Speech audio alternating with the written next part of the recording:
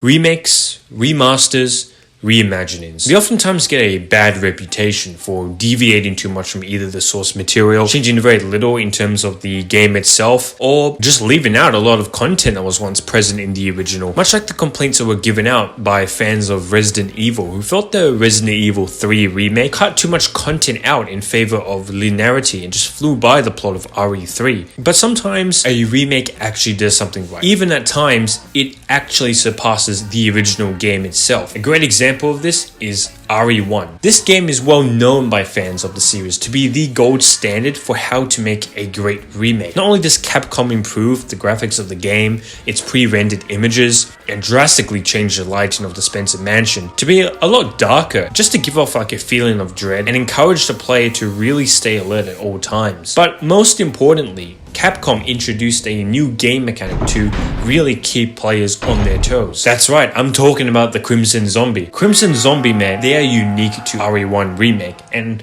they were never seen again. Crimson Zombies completely sidesteps the player's expectations of how zombies work in RE1. In the original, zombies, when you kill them, they just die and they despawn. And you would think that would translate into the remake, but no, that would be way too easy. Now, they'll have a high chance of coming back looking like the Red Hulk. This feature completely throws a wrench into the woodwork and ensures the player is taken by surprise and is a lot more careful about the choices they will make throughout the game. Thereby, Resident Evil 1 Remake is not just a resource management game. You know, do you risk killing every zombie you approach in the mansion, running the risk of making them come back as Crimson Heads? Or do you run around them, you know, save your bullets for a rainy day? While Crimson Heads is a great example of like a mechanic that ups the ante of the original game, there's also another game that, while on the surface seems to just be like another rehash of the original, actually manages though to really do something different here. Five Nights at Freddy's Rewritten 87 really manages to take the core concepts of Fnaf 2 and what made it unique and breathe new life into it, and make sure that no veteran player, just like RE1 Remake,